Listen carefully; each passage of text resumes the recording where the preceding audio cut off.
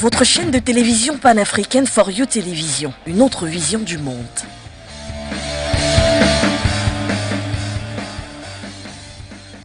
Votre chaîne de télévision panafricaine For You Télévision, une autre vision du monde.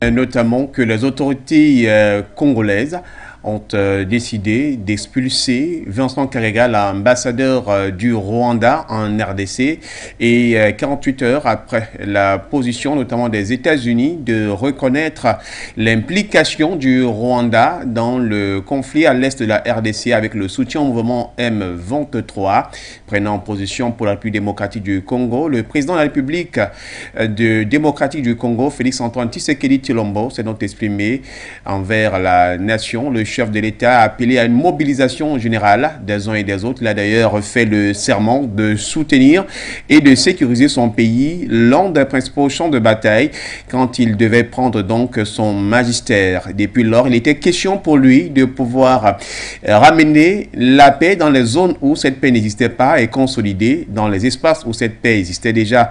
Mais alors là où on se trouve, il est clair que le Rwanda, selon bien sûr le propos de Félix Tshisekedi, est bien sûr engagé dans la position de déstabiliser complètement la République démocratique du Congo. On tentera donc de comprendre cet appel à la mobilisation du chef de l'État congolais et surtout que derrière cela, les députés à la nation de la République démocratique du Congo demandent eux aussi cette fois-ci le départ de l'ambassadeur ougandais en terre congolaise. Madame, Messieurs, bienvenue donc à cette édition de l'Info à chaud du 30 novembre 2022. Nous parlons de la thématique insécurité dans l'est de la RDC. Tshisekedi appelle à la mobilisation générale. Bienvenue à toutes et à tous.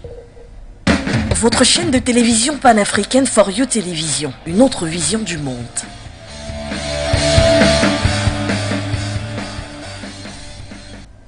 Nous avons des invités qui vont nous permettre de comprendre notamment la situation à l'est de la République démocratique du Congo et tenter par la même occasion de pouvoir interpréter le fond même d'une faction du discours du président Tshisekedi, des gens qui ont un regard notamment sur l'actualité mais également aussi sur ce qui se passe dans le continent. Avec nous dans le studio, il nous a fait l'honneur d'être en notre compagnie, Dr Sango, qui est donc internationaliste politologue. Il est spécialiste notamment dans la langue et culture du Cameroun. Docteur, bonsoir, bienvenue. Bonsoir, Monsieur Noura. Bonsoir à la technique et bonsoir à la galaxie panafricaine qui nous écoute encore ce soir. Fier d'être là pour décrypter, comme d'habitude, les thématiques qui jonchent l'actualité nationale et même panafricaine.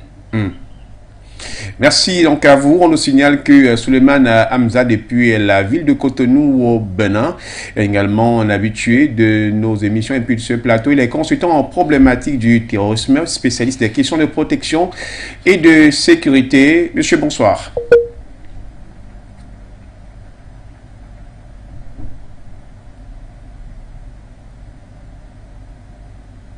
À la direction de Fonds Média. Bonsoir, voilà, merci d'être également notre compagnie. Est-ce que Nabaloum Abdoulaye est avec nous? On l'avait eu il y a quelques temps, bien avant cette émission. Bonsoir Florent, bonsoir au frère Hamza, bonsoir au docteur Sango, bonsoir à l'ensemble des téléspectateurs de For You Media, bonsoir à tous les panafricains, bonsoir à l'ensemble des souverainistes, bonsoir à tous les peuples africains et bonsoir à l'Afrique. Voilà, messieurs, merci. On va aller certainement de manière beaucoup plus, on va dire, pratique avec au prorata des interventions pour qu'on ait la possibilité du temps qui nous reste. Mais avant, je voudrais que nous puissions écouter tout de même un bout du discours du président Tshisekedi prononcé donc hier face à la nation congolaise. Je réitère mon engagement constitutionnel de défendre la patrie jusqu'au sacrifice suprême. Mes très chers compatriotes, ne doutons jamais qu'ensemble réfléchis engagés, nous puissions changer le monde. À vous, nos vaillants soldats, vous qui avez pris l'engagement de servir sous le drapeau, je vous invite ici au sens élevé du patriotisme en ce temps particulièrement exceptionnel de notre histoire, de défendre notre pays, de protéger l'intégrité de son territoire et d'assurer la sécurité des Congolaises et des Congolais contre toute agression ou attaque d'où qu'elle vienne. À vous, mes très chers compatriotes, la guerre qui nous est imposée par nos voisins exige de chacun de nous des sacrifices. C'est le moment de taire nos divergences politiques pour défendre tous rassemblés notre mère patrie. Notre histoire et notre marche commune ont sans cesse démontré que loin de s'effondrer, notre nation et son peuple ont toujours relevé ce genre de défi et nous en sommes toujours sortis victorieux. Restons tous unis et solidaires derrière nos forces de défense et de sécurité. La situation actuelle, loin de nous affecter, n'est qu'une épreuve de plus que nous allons surmonter pour raffermir davantage notre unité. Au-delà de tout clivage politique, idéologique, religieux et tribal, la défense de la mère patrie est le seul objectif qui doit nous unir en ce moment. Le pays nous appelle. La nation a besoin de l'engagement de toutes ses filles et de tous ses fils. Je vous appelle à ne pas céder aux propos xénophobes et autres discours de haine ou de stigmatisation des communautés rwandophones, dont l'asservisseur se sert pour faire du chantage et de la manipulation. Tout acte allant dans ce sens sera sévèrement puni. En réponse à la forte demande de la jeunesse, j'invite celle-ci à s'organiser en groupe de vigilance en vue d'appuyer et d'accompagner et de soutenir nos forces armées, nos forces de défense dans l'accomplissement de leur noble mission. C'est ici l'occasion de mettre en garde tous les traîtres civils ou militaires et autres brebis galeuses qui servent les intérêts de l'ennemi. Ils seront exposés à la rigueur de la loi en ayant le juste châtiment que mérite ce genre de comportement. En outre, tout en renouvelant mon appel lancé à nos jeunes qui en ont la vocation de s'enrôler massivement dans nos forces armées. Je réitère l'instruction faite au chef d'état-major général d'accélérer à cet effet la mise en place de centres de recrutement à travers les 26 provinces que compte notre pays. Voilà donc, merci à vous, Signé Pierre, du côté de la réalisation. Dr Sango, je vais aller directement avec vous en 3 minutes. Quand on écoute le discours du président Tshisekedi, au-delà de l'expulsion qui avait été évoquée de l'ambassadeur Vincent Karega, rwandais en terre congolaise, il est clair que le divorce est consommé entre le Rwanda et la République démocratique du Congo. Oui, le divorce est consommé et je pense que là, c'est le scénario le plus immédiat, le scénario maximaliste qui était, n'est-ce pas, ici présent et prévisible après l'expulsion de l'ambassadeur du Rwanda du côté de la RDC. Parce que je me rappelle encore, nous avons fait un plateau ici avec Baudelaire lorsque le Congo a décidé d'expulser l'ambassadeur du Rwanda de son pays. Et en tant que modeste analyste, je faisais donc la projection dans l'avenir de ce qui pourra se passer. Et je démontrais donc que dans les jours à venir, on risquerait de s'acheminer vers une sorte d'escalade, c'est-à-dire une sorte de confrontation. Et je pense qu'aujourd'hui, avec le discours du président Tshisekedi, nous sommes en train de nous acheminer vers cette escalade-là, vers cette confrontation entre entre les deux pays, c'est-à-dire le Rwanda et la RDC. Il faut déjà rappeler que nous sommes là en pleine situation bilatérale entre deux pays, et les situations bilatérales, les relations bilatérales ne sont pas seulement faites des moments de paix. Il existe également des moments de tension, des moments de divergence dans les relations bilatérales. Et je pense qu'aujourd'hui, malheureusement ou heureusement, ces deux pays sont, n'est-ce pas, ici en plein moment de tension de leurs relations bilatérales, qui trouvent, n'est-ce pas, ici des esquisses, des causes compréhensionnelles, n'est-ce pas, tant sur le plan de ces deux États, c'est-à-dire sur le plan interne africain, mais également sur le plan international. Sur le plan interne, il faut dire que ces deux pays-là, en vertu du principe du droit international, qui est le principe de réciprocité, sont en train de se tenir et de s'auto-accuser.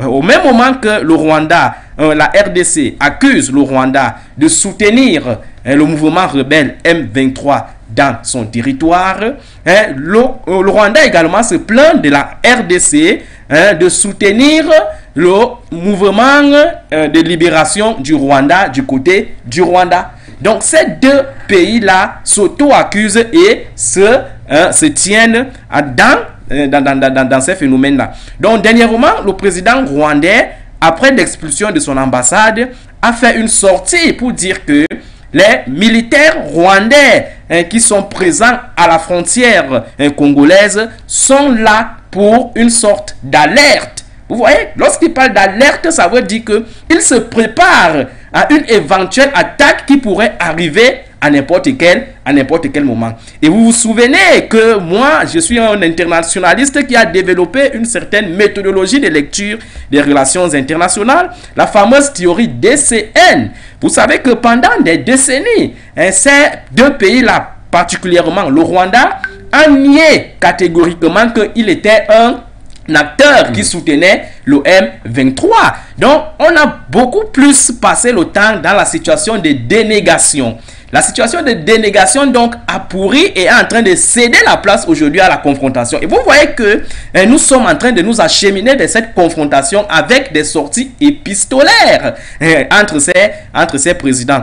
Donc, moi, je pense que sur ce plan du principe des relations internationales, qui est le principe de réciprocité, tu me fais quelque chose, je fais également la même chose de mon côté, et en train d'expliquer, n'est-ce pas, l'escalade que nous sommes en train de vivre là maintenant. Également la dynamique extérieure, pour dire que dans cette lutte interne qui oppose deux pays africains, nous avons également les velléités extérieures. Vous savez que dans un pays comme la RDC, nous avons les forces onusiennes qui sont là depuis près de décennies aujourd'hui, mais qui paradoxalement n'arrivent pas à réaliser l'objectif escompté qu'ils étaient censés réaliser. Donc, on assiste à une sorte de prolifération du terrorisme, du mouvement rebelle M23 et de la présence des forces onusiennes. On n'arrive pas à comprendre ça. Donc je pense qu'il y a une sorte de collaboration qui s'explique davantage avec la sortie du secrétaire des Nations Unies dernièrement, qui a laissé croire que le mouvement M23 était mieux nanti militairement que les militaires du gouvernement de la RDC. Donc ce qui montre à suffisance que ce mouvement M23 n'est pas seulement managé par le Rwanda, mais également par la dynamique occidentale qui, en vertu de sa politique du diviser pour mieux régner, instrumentalise ces luttes-là, ces rébellions-là, pour faire ce que nous appelons généralement la colonialité du pouvoir. C'est-à-dire pour se rassurer, d'accord, de la sincérité, de la docilité du dirigeant qui viendrait à la tête de ces pays-là, à l'effet de mieux exploiter les ressources. Voilà, merci docteur.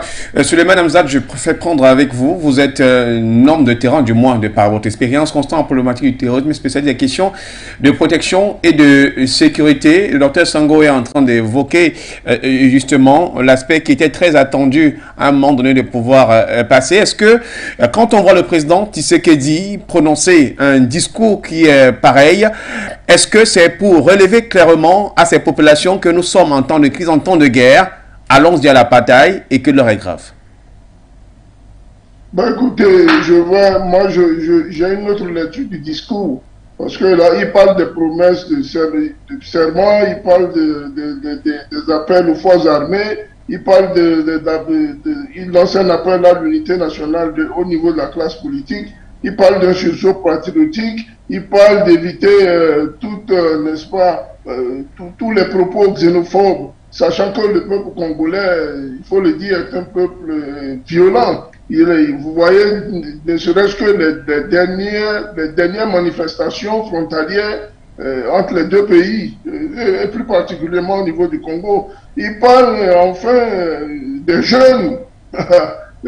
Ça, c'est toujours ce bâton-là qui est agité par nos politiques quand ils sont en position de faiblesse. Je pense, et je vous l'ai souvent dit, que les problèmes de protection, n'est-ce pas, d'intégrité territoriale, de protection et de sécurité, doivent faire l'apanage de, disons, l'objectif numéro un, n'est-ce pas, par lequel nos dirigeants désormais doivent prendre le pouvoir. D'une part, avoir une idéologie assez saine, ce qui n'est pas le cas du président Tshisekedi qui entraîne et qui joue sur un va-tout, n'est-ce pas? D'autre part, il veut installer une académie de guerre pendant que son prédécesseur n'en voulait pas du tout. Et le voilà aujourd'hui face à cette crise rwandaise qu'il veut gérer par la force. Si vous voyez le ton monter de cette manière, c'est aussi dû aux propos que tient depuis un certain temps le président Tshisekedi.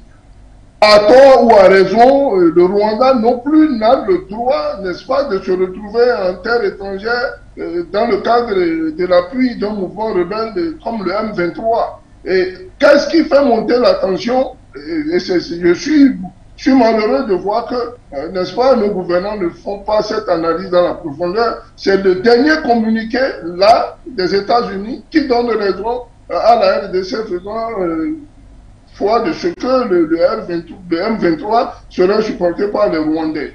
De l'autre côté, le même communiqué des États-Unis ne dit pas quel est l'appui que n'est-ce pas, le Congo donne, n'est-ce pas, au RDLR. Il y a un flou artistique, hein, politiquement artistique, qui est entretenu et qui sème le désordre, la terreur. C'était le cas au niveau de l'Éthiopie, où les frères éthiopiens, pour rien du tout, le ton est monté tout de suite, on a commencé par se tirer dessus, et pendant ce temps, tenez-vous tranquille, c'est l'occasion rêvée et donnée à ceux qui sont des pilleurs mais professionnels de nos ressources, de venir creuser d'autres, établir d'autres pistes d'atterrissage, comme nous l'avons vu sur les images que vous avez projetées il y a quelque temps. Donc, il faut y réfléchir, il faut des stratèges. Et j'ai honte, n'est-ce pas, à la place du président congolais, qu'il faille tenir compte du fait que la jeunesse lui demande, lui lance un appel afin que lui n'arrive à une mobilisation générale. Je pense qu'il faut aller vérifier d'abord quel est l'effectif de l'armée congolaise. Est-ce qu'elle tient debout en termes de nombre d'effectifs par rapport à l'armée rwandaise? Et quels sont les moyens s'il faisait depuis à ne pas doter son pays de moyens adéquats, vu que ce pays est un véritable scandale géologique, qui pourrait avoir les moyens conséquents pour doter son armée disons, de mettre son armée dans une certaine capacité opérationnelle.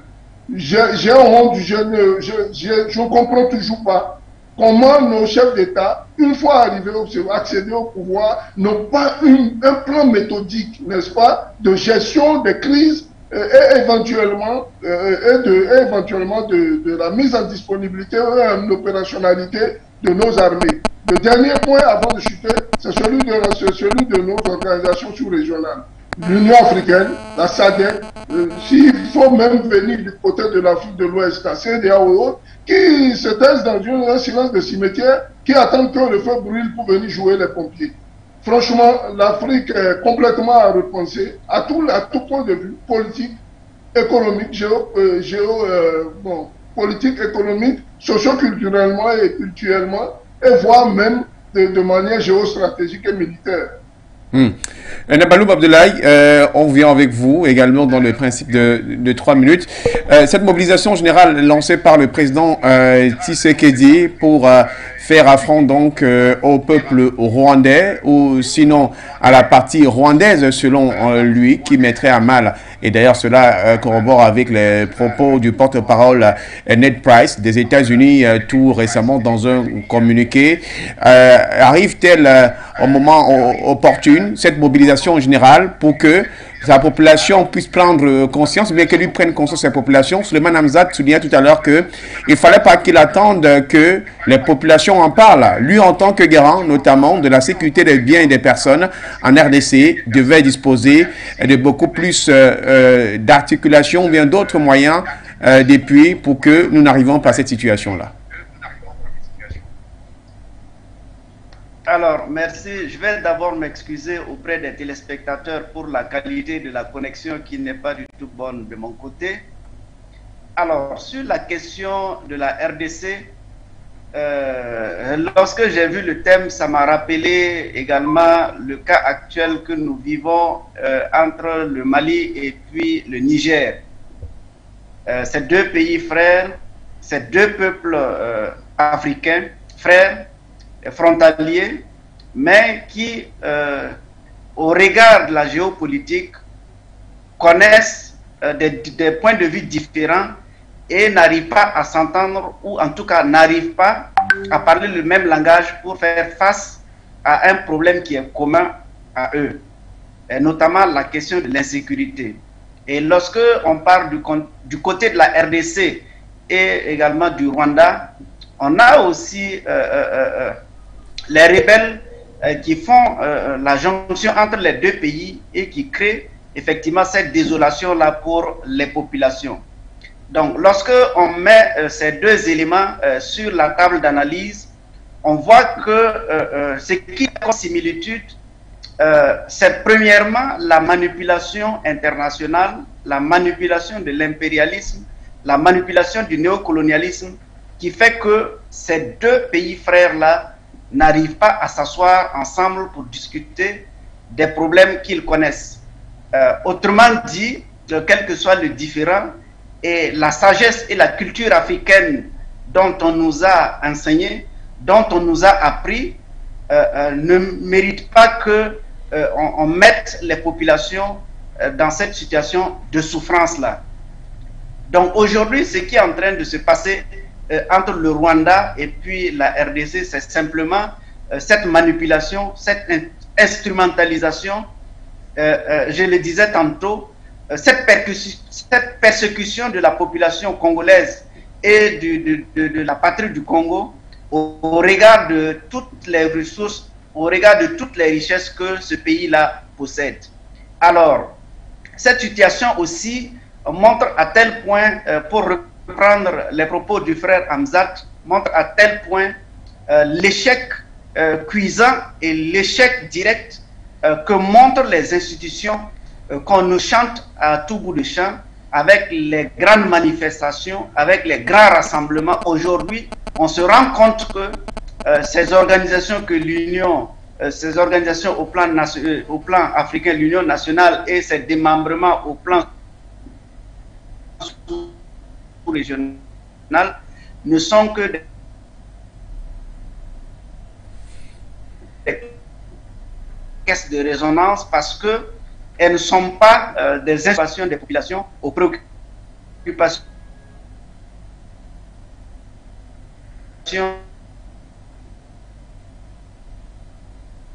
des nations. Donc, c'est un point d'analyse.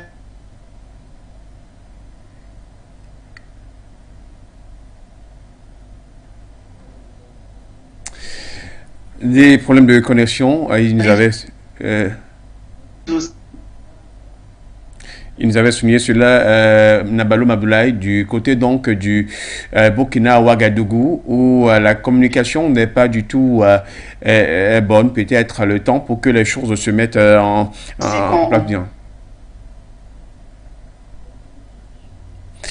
Voilà, donc avant peut-être de pouvoir revenir à Nabaloum Abdoulaye qui tentait là de développer notamment cette question, je voudrais vous relancer avant peut-être de revenir encore à vous, docteur. Tout de même, dans votre posture d'internationaliste, la sortie du président Tshisekedi, vous disiez que c'était forcément attendu, mais de manière opportune, en ce temps-ci où il fallait que l'on fasse des tambours battants pour qu'il réponde, alors qu'il a des priorités qui visent notamment à protéger les biens et les personnes. Aujourd'hui, ils sont une sorte de commando qui va à tout prix presque tout saccager ce qui trouvera sur son territoire tant que la situation à son goût ne sera pas justement au clair pour le cas de son peuple.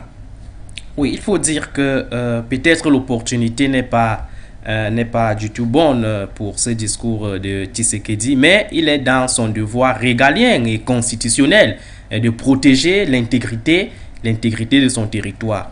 Mais sauf que sur le plan opérationnel, tout de même, est-ce que cela était opportun pour lui? Est-ce qu'en s'y engageant, il est dans la posture des rapports de force? Alors, il faut donc dire que si le Congo est bel et bien un État presque continent, vous savez que le Congo est presque le deuxième État le plus vaste de l'Afrique en termes de densité. Il se trouve donc que ce Congo-là est confronté aujourd'hui militairement à deux petits pays de l'Afrique de l'Est. Entre guillemets, lorsqu'il dit deux petits pays, ça veut dire que du point de vue de la densité, ces pays-là ne valent pas la RDC. Mais sur le plan international, il n'y a pas de petits pays. Il n'y a pas de petits pays. Les États sont égaux sur la scène internationale. Donc, vous voyez donc que ce Rwanda n'est pas seul. Le Rwanda est avec l'Ouganda. Parce que ces deux pays développent un facteur, n'est-ce pas ici, de transfrontaliérité qui pèse de plus en plus sur leur agenda politique. Parce qu'il y a une politique, n'est-ce pas ici, de création d'un État fondé sur l'ethnie Hutu dans cette sous-région-là. Donc, Kagame et son homologue ougandais travaillent dans ce sens-là, dans le sens de contrôler du moins le président qui serait aux affaires du côté de la RDC pour être en phase avec ce président. Parce qu'il y a cette ambition-là qui nourrit ces deux États-là et qui mettent de plus en plus en difficulté la RDC en dépit de son caractère aussi continental, en dépit de ses moyens militaires. Donc, moi, je pense qu'aujourd'hui, Tshisekedi doit prendre, n'est-ce pas, ici, compte de cet enjeu-là pour savoir qu'il est en position de faiblesse et que si il décide de s'engager maintenant dans une sorte de confrontation, il serait, n'est-ce pas, ici, facilement écrasable. Parce qu'il faut le dire, contrairement à la RDC, qui n'est pas encore accusé de manière officielle sur la scène internationale de soutenir le mouvement de libération du Rwanda, du côté du Rwanda, le M23, c'est déjà officiel au monde. On sait que le M23, c'est le Rwanda. Et le Rwanda a déjà gagné quelques points sur le plan tactique et même opérationnel sur la scène internationale parce que jusqu'ici, le Rwanda n'a pas encore connu une condamnation sur la scène internationale. Aucune organisation internationale n'est sortie jusqu'ici pour dire que ce que le Rwanda fait en RDC n'est pas du tout amical. Donc, cela conforte du point de vue implicite sur le terrain la position du Rwanda. Donc on pourrait déjà subordonner du fait que le Rwanda a une sorte, n'est-ce pas ici, de collaboration, d'accompagnement, de légitimité internationale dans ce qu'elle est en train de faire. Il est en train de faire du côté de la frontière de la RDC. Donc aujourd'hui, il y a tout ça qu'il faut mettre sur le terrain pour comprendre qu'en réalité, l'Afrique est encore en train de jouer le jeu de l'Occident. Dans un contexte où nous sommes en train de travailler pour l'unification de l'Afrique, on assiste encore à ces guerres, n'est-ce pas ici, tribales, à ces rébellions, à ces guerres qui opposent les Africains aux Africains, tout ceci pour jouer le jeu de l'Occident. Ce qui se passe en RDC, il y a également un problème de richesse. La frontière de l'Est, où ces deux pays-là s'affrontent, c'est une frontière qui est savamment riche en ressources naturelles et en matière première. Suleiman Hamzat aime utiliser le terme de scandale géologique. Effectivement. Donc aujourd'hui, ces deux pays-là s'attaquent pas forcément pour l'intérêt des populations de ces deux pays-là, mais parce que nous avons la dynamique extérieure qui manipule, qui instrumentalise, qui confronte ces deux enfants de l'Afrique pour que la richesse qui devrait revenir aux Africains bénéficie plutôt aux multinationales occidentales. C'est ça l'intérêt global que ces deux enfants de l'Afrique devraient intégrer pour savoir que cette lutte-là ne leur bénéficie pas. Certes, nous sommes dans un contexte des États-nations où le principe de la souveraineté des États règne encore à travers le principe de l'intangibilité des frontières. Certes, mais l'Afrique aujourd'hui doit transcender, doit travailler de plus en plus pour transcender cette intangibilité des frontières qui ont été installées à dessein par les Occidentaux pour créer une Afrique unie à l'effet d'être fort sur la scène internationale. Et c'est le moment aujourd'hui, plus que jamais, pour nos organisations d'intégration régionale, telles que l'Union africaine, mais aussi sous-régionale, telles que la CEAC, et Tshisekedi est le président en exercice de cette CEAC, mais aussi et surtout de la SADC, parce que le Rwanda également fait partie de l'Afrique de l'Est, de travailler en harmonie pour que cette confrontation-là ne puisse pas se matérialiser sur le terrain. Donc je pense que c'est une occasion plus que jamais pour les Africains de travailler ensemble et d'éviter les guerres qui n'augurent plus les lendemains meilleurs pour l'Afrique et qui ne montrent pas une très belle image pour les Africains dans un contexte où les peuples de plus en plus sont décidés de se libérer du joug de l'impérialisme et de la colonisation. Suleiman Hamzat, il y a un fait qui est clair quand on vous a écouté d'une part et puis qu'on a écouté également au docteur Sango, même un peu en quelques mots, Nabaloum, malheureusement que la connexion est en train de perturber d'être en notre compagnie. Vous évoquez notamment la mainmise impérialiste, une mainmise qui vient contrôler tout. Comment est-ce que l'on peut arriver donc à vouloir faire taire notamment les querelles intestines, les armes d'une part, et puis le fait que les organisations sous-régionales viennent s'y mettre quand quelque part on promet à chacun des chefs d'État quelques mallettes, soit en termes de liquidité, d'argent, ou bien peut-être un espace d'un sous-sol que dès lors qu'ils les exploitent, ils vont bénéficier des minéraux et autres. Est-ce que c'est possible? Écoutez, je voudrais qu'on analyse le départ de ce conflit-là de manière géostratégique et militaire. Allons comprendre dans ce que j'appellerais la théorie du complot. Observez bien que le communiqué des États-Unis qui a sorti tout élément est celui-là qui est en train de foutre, n'est-ce pas, le feu à la poudrière. Comprenez tout de suite et observez qu'au lendemain de ce communiqué, le Kenya, qui est un État, franchement un État pacifique, rentre, envoie des troupes au Congo. Et de quel côté? Du côté de la RDC. En appui aux troupes de la RDC. Mais d'autre part, il y a une deuxième foyer de tension qui risque de s'allumer, et le docteur Sango l'a si bien dit. Mais c'est celui-là de l'Ouganda dont l'ambassadeur est en train d'être expulsé. Mais que veut exactement le président Tshisekedi? La paix ou allumer des foyers de tension pour faire nettoyer, n'est-ce pas, les erreurs de son bilan? Nos chefs d'État devraient beaucoup plus penser à la population et à leur quiétude que de les impliquer dans ce genre de manœuvres. Mais son appel à la jeunesse, son appel soi-disant venant de la jeunesse, et pour lequel d'ailleurs il appelle tous les centres de recrutement à ouvrir leur porte, mais c'est envoyer son peuple à la dérive. C'est envoyer son peuple à la dérive. Vous avez déjà un territoire que vous ne contrôlez pas, parce qu'il est 10 fois le modèle de la Belgique, il est immense, avec des ressources à l'infini.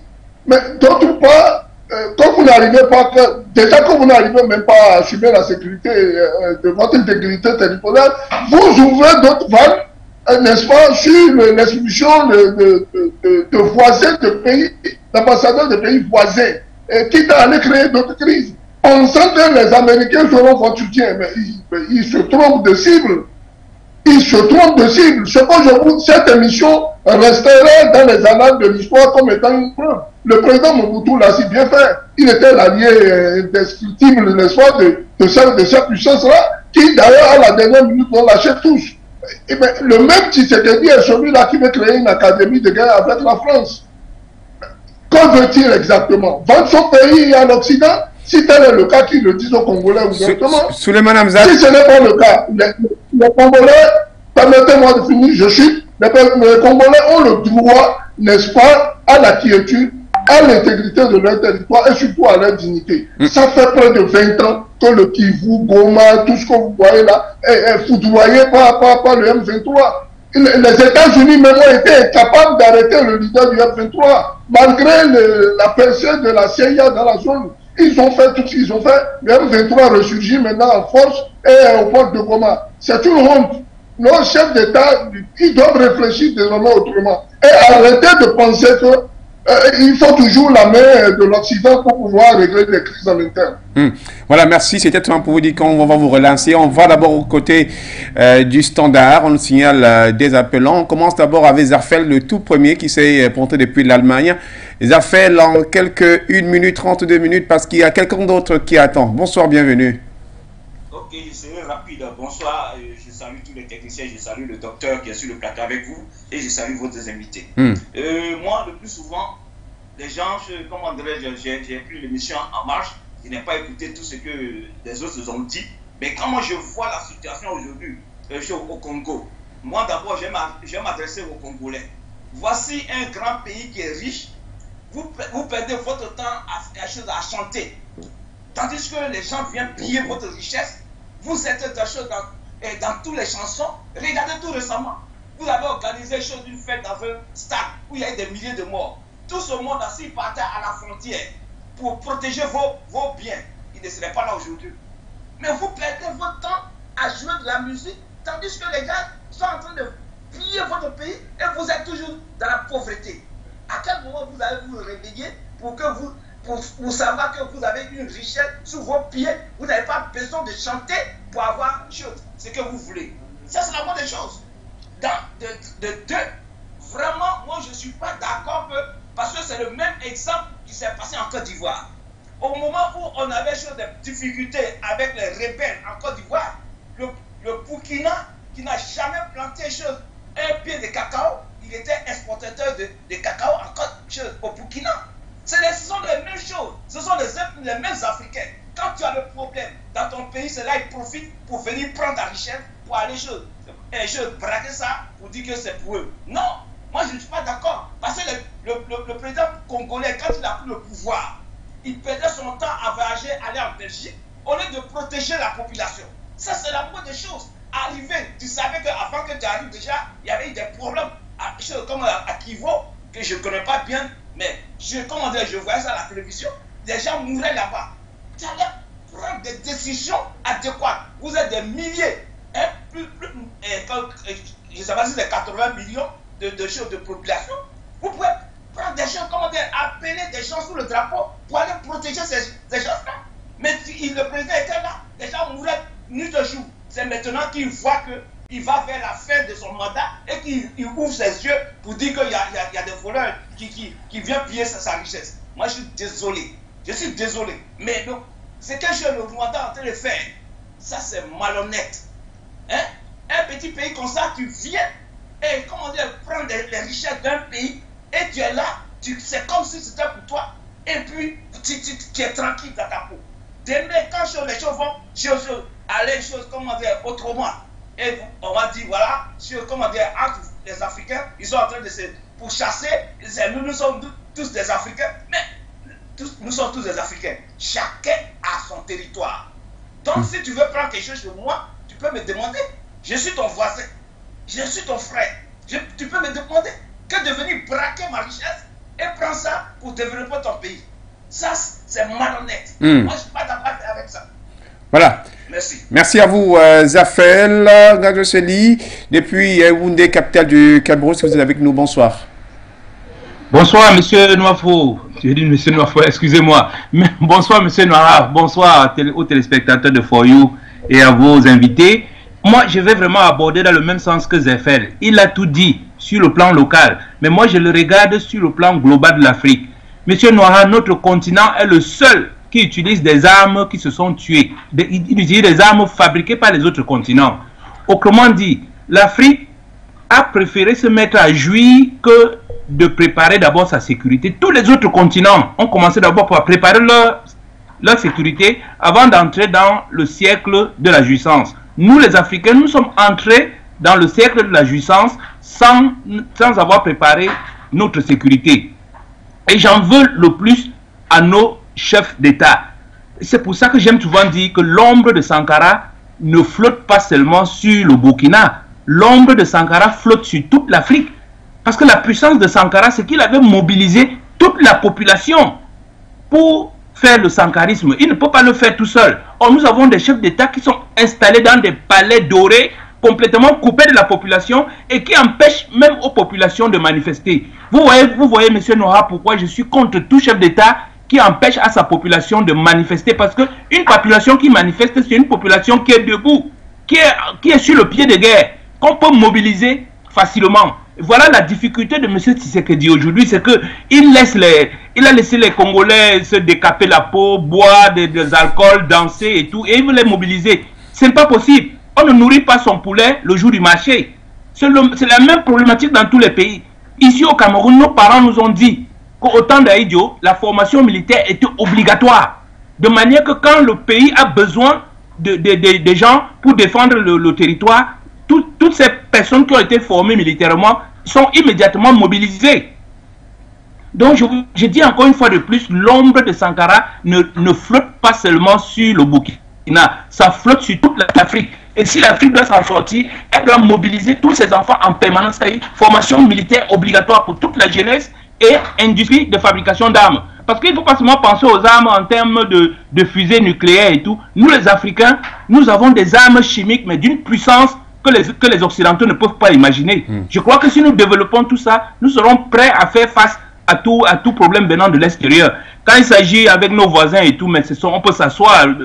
Monsieur Kagame disait lui-même, pourquoi quand nous avons des problèmes, il faut que nous quittions notre continent, aller nous installer ailleurs pour parler de nos problèmes. Il faut que le président Kagame s'applique à lui-même ce dicton et qu'il aille voir ses... Voilà, merci à vous, cher Ngando Sedi. Suleiman, nous attendons la possibilité de réagir sur ces appels.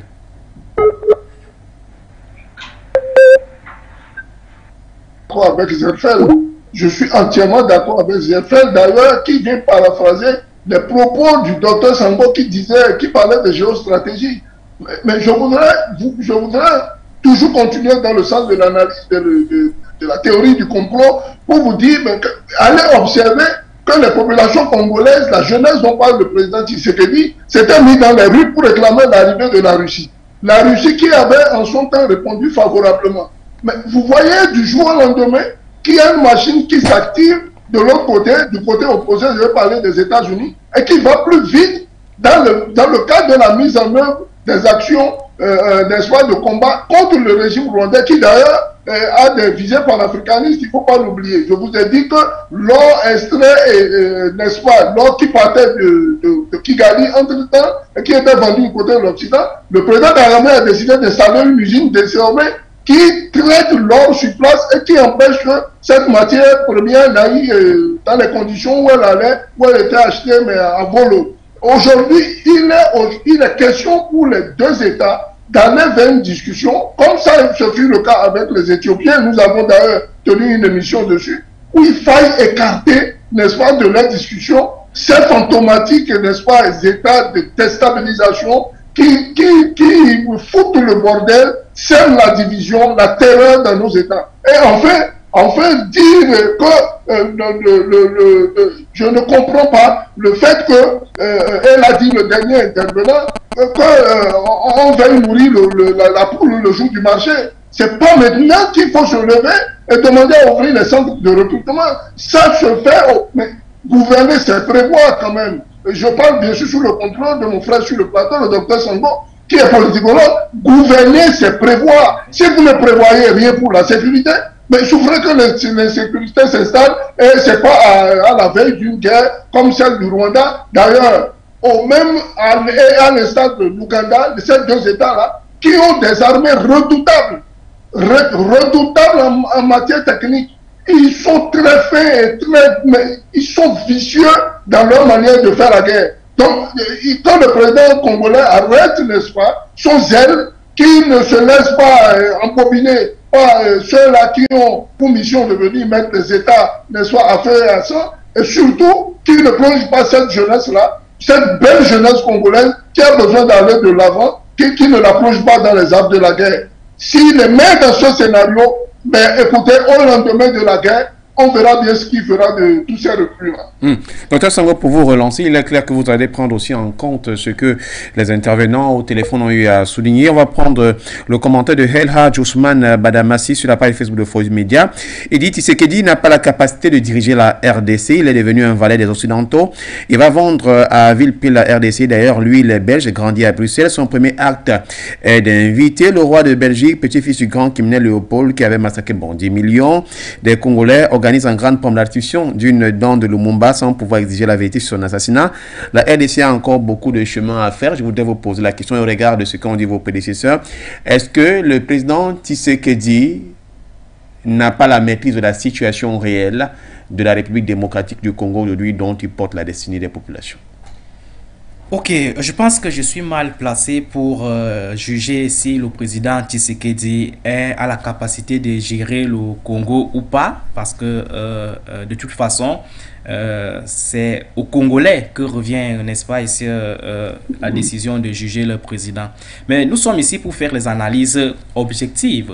Et nous ne faisons pas des partis pris ici parce que nous sommes en train de travailler pour la libération du continent, pour le panafricanisme. Nous sommes tout simplement en train de dire que du point de vue de la réelle politique, les choses sont en train de tourner en défaveur du président Tshisekedi. Et je suis d'accord avec, je ne sais pas si c'est Zerfel qui vient d'intervenir là tout à l'heure, que Tshisekedi ne peut pas penser qu'au moment où il s'apprête à faire la guerre, c'est au même moment où il va faire le recrutement dans l'armée. Docteur, c'est M. Ngando Sili depuis Yaoundé. Effectivement. Ce n'est pas au même moment qu'il va se mettre à faire du recrutement. Je suis fondamentalement d'accord avec le co-panéliste qui disait que gouverner, c'est prévoir. On se projette. Lorsqu'on vient au pouvoir, on vient au pouvoir avec un projet de société. Et un projet de société, c'est une vision qu'on implémente à court, à moyen et à long terme. Lorsqu'on voit comment il est en train de procéder maintenant, on se demande bel et bien s'il avait cette vision-là avant d'arriver au pouvoir. Également, une autre chose qu'il faut, n'est-ce pas, ici tenir en considération, c'est la colonialité du pouvoir. Vous allez vous rendre compte que ce soit du côté de Tshisekedi, comme du côté du Rwanda, c'est des gens qui travaillent beaucoup plus avec les Occidentaux. La France est présente en RDC, comme la France est également présente au Rwanda, même comme le président rwandais ces derniers moments a développé des velléités un peu panafricanistes, où il est sorti de la francophonie pour intégrer une autre francophonie, mais cette fois-ci en changeant de langue, oui, le Commonwealth. Donc vous voyez que sur le plan pratique opérationnel, ces enfants de l'Afrique sont en train de regarder ailleurs au moment où leur propre maison est en train de brûler. D'accord? C'est ce qu'il faut dire. Parce que ce soit le Rwanda, que ce soit la RDC, tous sont des enfants de l'Afrique et qui sont instrumentalisés par la dynamique extérieure. Et aujourd'hui, le contexte également en RDC est un contexte préélectoral. Vous savez que Tshisekedi tient également ça en considération. Il est également préoccupé par un second mandat. Et vous savez que les élections en Afrique tirent beaucoup plus leur légitimité, non pas du côté de la population, mais beaucoup plus du côté de l'extérieur. Et ce sera là toute la difficulté, je voudrais dire, les difficultarismes du point de vue de Tshisekedi, de mobiliser immédiatement la population. parce qu'en réalité, il n'y a pas une sorte de liaison directe entre cette population et lui qui est le dirigeant du Congo. Donc, nous sommes toujours en train de dire ici que l'un des problèmes importants que les Africains devraient comprendre, c'est d'être en phase avec la population, avec leur peuple. Parce qu'en définitive, lorsque vous êtes bloqué, ce n'est que le peuple qui peut vous permettre de gagner le combat sur le terrain. Aujourd'hui, il est en difficulté et il doit se raviser que ce soit sur le plan opérationnel ou que ce soit sur le plan tactique, le Rwanda a au moins l'allié qui est l'Ouganda. Et également, dans une moindre prudence, le Kenya. Alors, lui, il va dire qu'il a qui? Du point de vue de la sous-région, il y a quel pays qui soutient la cause de la RDC vis-à-vis de ce mouvement du M23? Je pense qu'il est isolé. Il doit prendre tout ça en considération pour comprendre que l'opportunité n'est pas à la confrontation venant de lui. Parce que ce n'est que ça que le Rwanda attend. Vous savez que le Rwanda, c'est un peuple guerrier.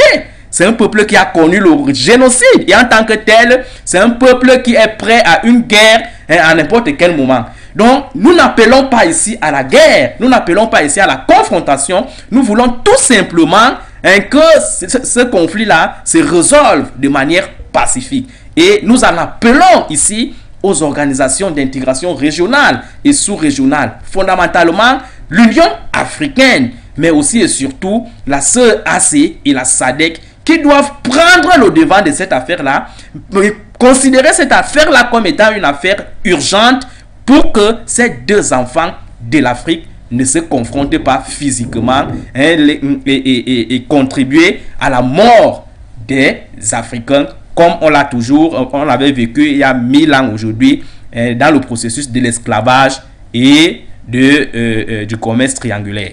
Suleiman, vous attendez en train de sortir. On va peut-être brosser une minute de plus. En quelques 1 minute 30, vous avez évoqué tous les deux, hein, d'ailleurs, le rapprochement entre l'Ouganda et le Rwanda. Et pendant ce temps, donc, les députés à l'Assemblée nationale congolaise sont en train de s'apprêter, exigent même le départ de l'ambassadeur ougandais de la terre congolaise. Est-ce que davantage la RDC ne s'attire pas des foutres, puisque elle est le seul État qui fait partie de l'Afrique centrale, les autres étant notamment de l'Afrique de l'Est et de la SADC? En 1 minute, votre regard. Que moi je me pose, à qui profitent toutes ces manœuvres? Aux déstabilisateurs, à ceux qui depuis un certain temps n'ont plus la possibilité de piller comme on le voyait, puisque nous lançons des mots d'alerte à travers vos émissions, où d'ailleurs vous avez publié une image d'un aéronef qui volait d'une forêt congolaise et qui partait, on le sait où. Ce mode-là aujourd'hui est mis à Mondovision. Donc ils n'ont plus cette capacité-là de faire comme ils peuvent. Alors qu'est-ce qu'il faut faire dans ce cadre?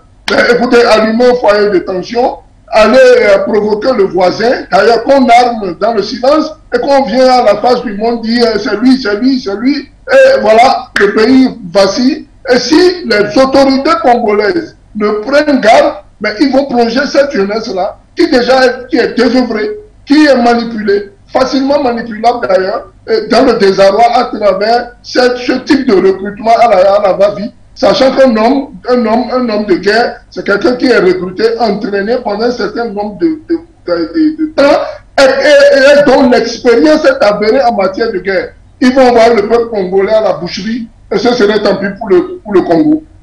Merci à vous, M. Suleiman Hamzat. Vous avez également aussi un mot, docteur, à y ajouter sur cette attitude congolaise d'expulser les ambassadeurs alors qu'on est pratiquement seul. Vous avez souligné cela tout à l'heure.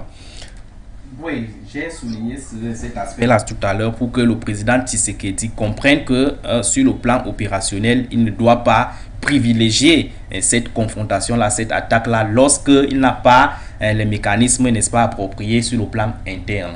Donc, le projet ou alors la volonté d'expulser également le président ougandais serait, n'est-ce pas, ici, l'ambassadeur ougandais serait, n'est-ce pas, ici, une bûchette allumée dans la forêt, parce que ce serait embraser la situation. Comme je viens de le dire, il est presque seul contre tous. Donc, il doit travailler dans ce sens-là pour comprendre que la politique n'est pas toujours la confrontation, la politique n'est pas toujours les attaques, il peut, n'est-ce pas, ici chercher à trouver des mécanismes de résolution par la voie pacifique, par la voie du dialogue, en intégrant cette fois-ci, non pas seulement ces deux pays-là avec lesquels il est confronté, mais cette fois-ci, les institutions supranationales telles que la SADC, la CEAC et l'Union africaine, qui devraient, n'est-ce pas, réunir ces enfants autour d'une table pour trouver une solution